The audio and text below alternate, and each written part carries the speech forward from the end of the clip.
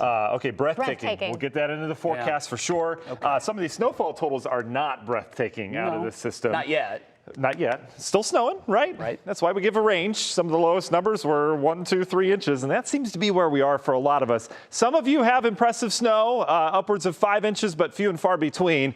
The big story is how much more snow do we get from here? Here are your totals. Most of these coming in from this morning. I'm waiting on an update from the Weather Service, some afternoon totals, because these are going to be a little bit higher, but notice South Madison at 5.1 inches, South Thompson 3.9. We had about 3.5 in the Chardon area this morning, and even Auburn Corners sitting at 2.5, North Royalton 2.4. Where we didn't get the snow, areas down to the south, Worcester, Doylestown sitting at 0.5. Weren't expecting much for you, but that was really all you got that moved through last night. So in terms of the last 24 hours, this is where the snow fell, anywhere from 2 to 6 inches in this area. I do think Lorain County, a couple of you have tweeted me and said, where's the snow?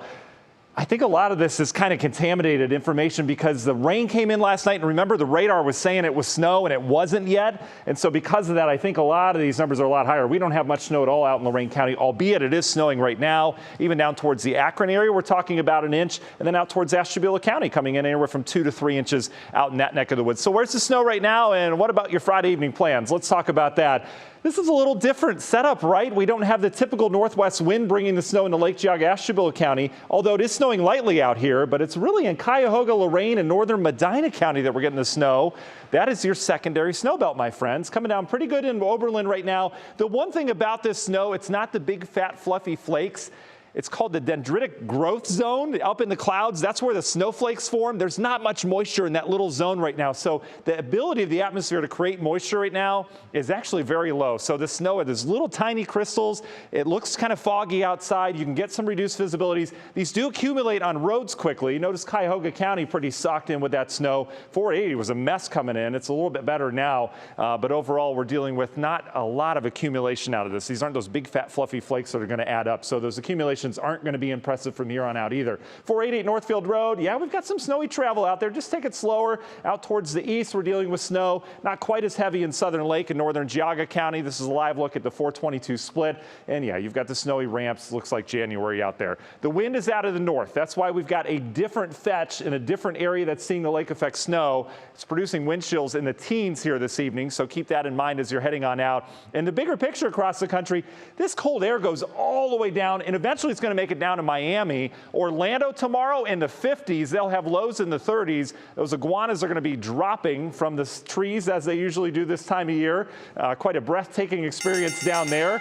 Almost forgot the weather word. Notice the cold air all the way down to the south. And yeah, those are flakes in the eastern Tennessee mountains. Smoky Mountains getting some snow right now over towards Boone, North Carolina.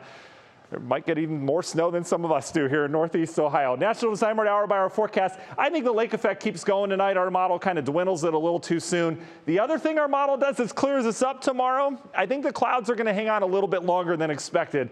It often does this time of year with the lake effect. The models just don't understand that, but we should see some sunshine tomorrow afternoon in spots, all right? National Design Mart look ahead. We turn that flow southerly and quickly. By Monday, we're in the 40s. Look at these rainy systems next week. Monday, Tuesday, another one. This could be more impressive. We'll talk more about this in the next half hour. Another one comes in Thursday.